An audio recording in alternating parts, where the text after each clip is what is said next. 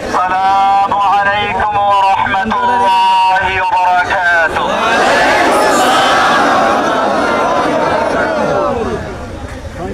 الحمد لله الذي نجانا من القوم الظالمين. الحمد لله. আল্লাহ সুবহানাহু ওয়া তাআলার মহান দরবারে শুকরিয়া জ্ঞাপন করছি, যিনি আমাকে দীর্ঘ 11 বছর 16 দিন পরে আপনাদের দোয়া এবং আল্লাহর রহমতে মুক্ত বাতাসে আসার তৌফিক এনায়েত করেছেন। আলহামদুলিল্লাহ। আপনারা জানেন, কয়েক মাস পূর্বে আমার জামিন হয়েছিল। এখন আমি ভাবছি আল্লাহ সুবহানাহু ওয়া তাআলার রহমত এবং তার যে ইচ্ছা, তিনি যে বান্দাদেরকে ভালোবাসেন তাদের কল্যাণের জন্য সবকিছু করেন। ওই সময় যদি আমি মুক্ত হতাম, সমালোচকরা বলতো সরকার তাকে ছেড়ে দিয়েছে আপোস করার জন্য। বিভিন্ন রকমের সমালোচকরা সমালোচনা করত। আল্লাহ সুবহানাহু ওয়া তাআলা চাইলেন তোমাকে এই সমালোচনার বোঝা নিয়ে বের হওয়া দরকার নেই, ইজ্জতের সঙ্গে বের করো। আল্লাহ সুবহানাহু ওয়া তাআলা সেজন্য ওই জালেম শাহীকে দেশ থেকে ত্যাগ করে বের করে দিয়ে আমাদেরকে আল্লাহ রাব্বুল আলামিন ইজ্জতের সঙ্গে বের করেছেন।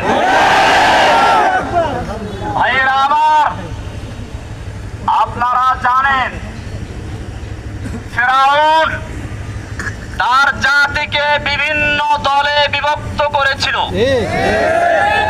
কোরআনুল কারীমের সূরা কসস এর প্রথম থেকে 7 আয়াত পর্যন্ত সে বিষয়গুলো রয়েছে। আল্লাহ সুবহানাহু ওয়া তাআলা বলেন, ইন্না ফিরআউনা আলা ফিল আরদ, ফিরআউন মিশর ভূখণ্ডে সর্বে সর্বা এবং ধরাকে সরা জ্ঞান করে সবার উপরে সে স্থান করে নিয়েছিল। তার চেয়ে বড় আর কেউ নেই। ফেরাউনের সঙ্গে আমাদের দেশের ফেরাউনি মিল রয়েছে। বাংলাদেশের ক্ষমতাকে এমন ভাবে কুক্ষিগত করেছিলেন, তার ইশারা ছাড়া একটা কিছু করা সম্ভব হতো না। হাইকোর্ট থেকে আমাকে জামিন দিয়েছিল, শেখ হাসিনার ইঙ্গিতে আমাকে আবার পুনর্বার গ্রেফতার করে জেলে দেওয়া হয়েছিল। হাসিনা, দেখে রাখো, আজকে বাংলাদেশের তুমি নেই, জসিমউদ্দিন রহমানী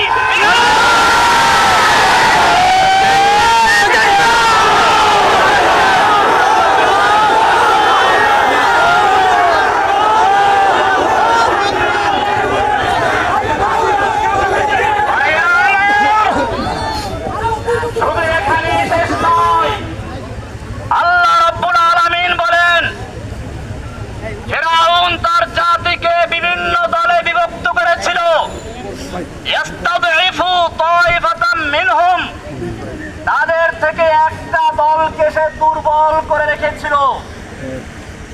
ফিরআউন তার দল, তার দেশের মানুষকে বিভিন্ন দলে বিভক্ত করেছিল। বাংলাদেশের ফিরআউনিও এদেশের মানুষকে স্বাধীনতার পক্ষে বিপক্ষে, স্বাধীনতার চেতনার পক্ষে বিপক্ষে, মুক্তিযুদ্ধের পক্ষে বিপক্ষে, রাজাকার ইত্যাদি বলে এই দেশের জনগণকে বিভক্ত করে রাজত্ব করার চেষ্টা করেছিল। আল্লাহ রাব্বুল আলামিন তার সমস্ত চক্রান্তকে মাকড়সার চালের মতো ছিন্ন করে দিয়ে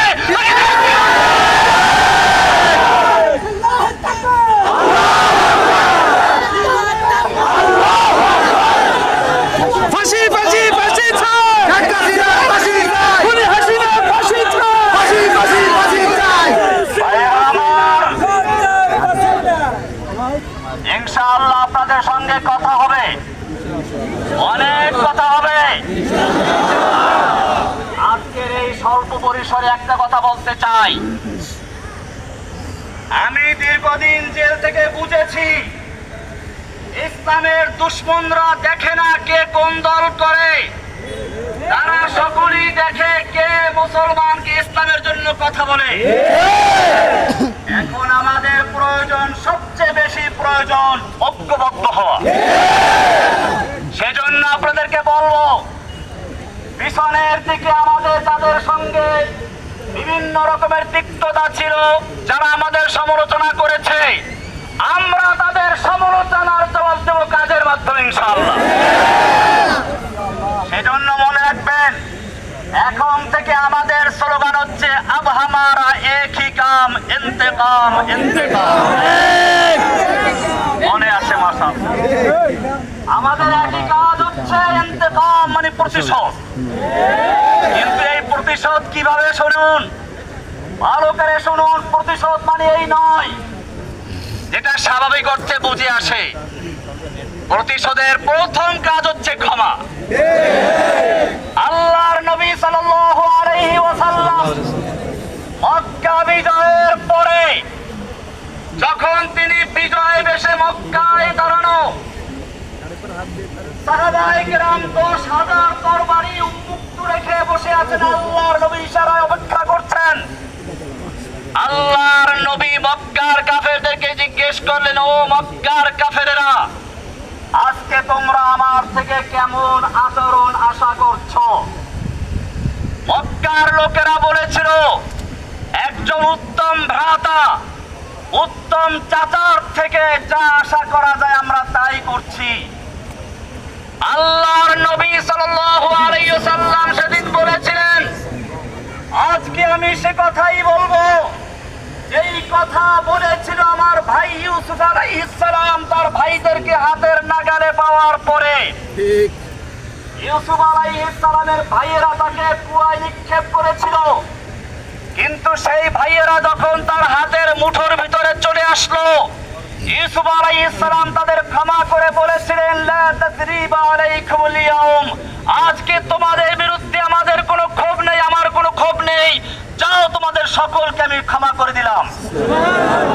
আল্লাহর নবী সাল্লাল্লাহু আলাইহি ওয়াসাল্লাম মক্কার সেই বিজয় দিবসে, বিজয়ের মুহূর্তে, যখন তার একটা ইশারা পেলে 10 লক্ষ তরবারি মক্কার কাফেরদেরকে কচু কাটা করে রক্তে রঞ্জিত করে ফেলতো, সেই সময় আল্লাহর নবী মক্কার কাফেরদেরকে উদ্দেশ্য করে বললেন, আজকে আমি তোমাদের সাথে সে কথাই বলছি যা ইউসুফ বলেছিলেন, যাও, লা তাসরিবা আলাইকুমুল ইয়াউম, আজকে তোমাদের বিরুদ্ধে আমার কোনো ক্ষোভ নেই, ইযহাবু আনতুমুত তুলাকা, যাও, আমি তোমাদের সকলকে সাধারণ ক্ষমা ঘোষণা করলাম।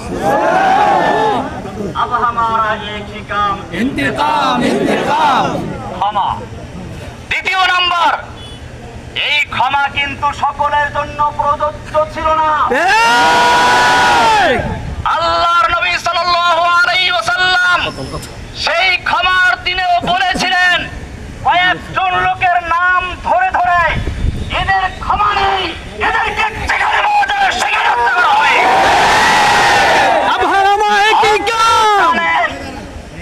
আল্লাহর নবী সাল্লাল্লাহু আলাইহি ওয়াসাল্লাম এখনো লোহার অস্ত্র মাথার থেকে খুলেন নাই। সেই সময় রাসূল সাল্লাল্লাহু আলাইহি ওয়াসাল্লামকে বলা হলো, ইন্না ইবনা খাতাল মুতাআল্লিকুন বিআস্তারিল কাবা, ওই যে ইবনে খাতাল, যাকে আপনি ক্ষমা করেন নাই, যে আপনার বিরুদ্ধে কুচ্ছারণার জন্য দুটো নর্তকী নাচাতো আর গান গাওয়াতো, সেই ইবনে খাতাল এখন বাঁচার জন্য কাবার গিলাফ ধরে ঝুলে আছে। আল্লাহর নবী সাল্লাল্লাহু আলাইহি ওয়াসাল্লাম সেই সাহাবীকে বললেন, ফাকতুলহু, এই কাবার গিলাফ ধরে ঝুলে নয়, যদি হাজরা আসওয়াদের চুমু দেওয়া অবস্থা থাকে তাকে ওখানে হত্যা করে দাও। ওয়াহাশীকেও ক্ষমা করা হয় নাই। বুঝা গেল আল্লাহর নবী সাল্লাল্লাহু আলাইহি ওয়াসাল্লাম দয়ার সাগর,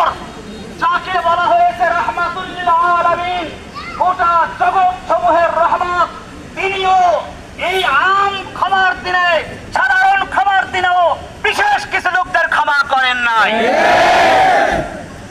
আজকে আমি বলতে চাই, এই দীর্ঘ ১.৫ যুগ পর্যন্ত হাসিনা সরকার নির্যাতনে নিপীড়নে যারা শহীদ হয়েছে, নির্যাতিত হয়েছে, আহত হয়েছে, পঙ্গু হয়েছে, হাত নেই, পা নেই, কারো চক্ষু নেই, এই রকম যারা ক্ষতি করেছে তাদের জন্য কোনো ক্ষমা নয়।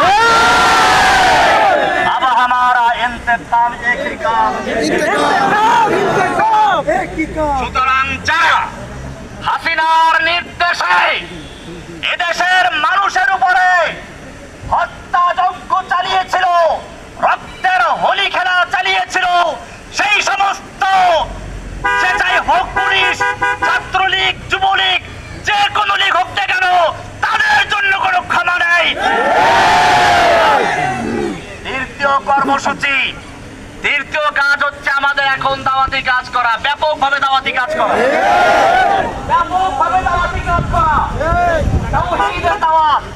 জেনে রাখবেন, কবি ইকবাল বলেছেন, সব গুরিজা হো গিয়া আখির নগমায়ে খুরশীদ সে, ই চমন মামুর হোগা নগমায়ে তাওহীদ সে।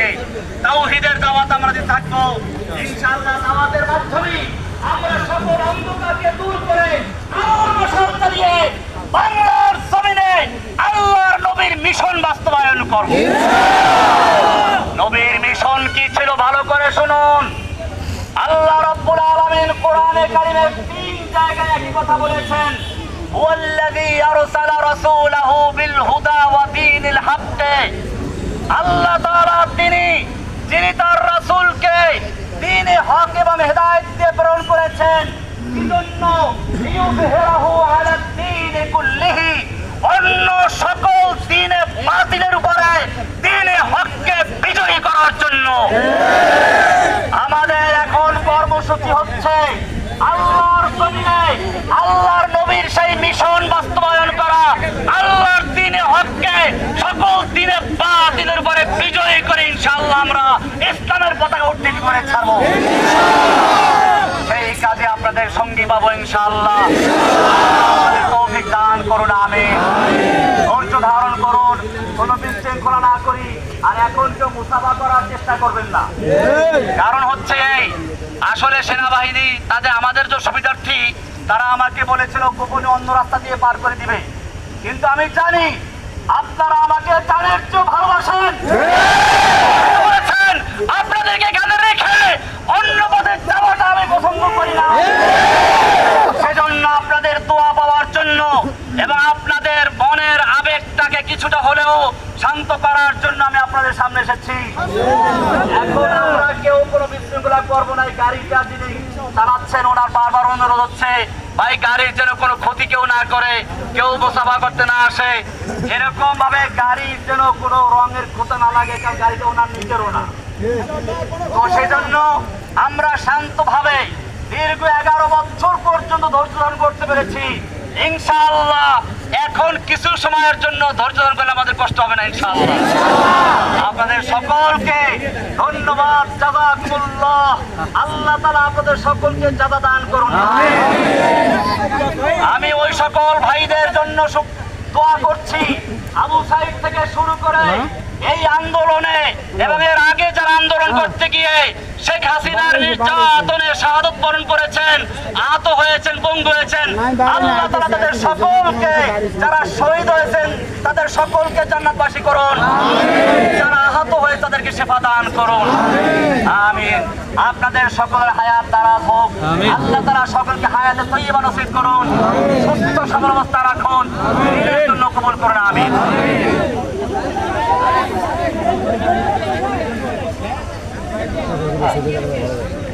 ভাই সাইডে হয়ে যায়, সাইডে হয়ে যায়, সকলে সাইডে হয়ে যায়, নিজ দায়িত্বে আমরা সাইডে হয়ে যাই। ভলান্টিয়ার লাগবে। আমরা ইনশাআল্লাহ পরবর্তীতে অতি অল্প সময়ের মধ্যে ইনশাআল্লাহ আপনাদের সঙ্গে আবার দেখা হবে।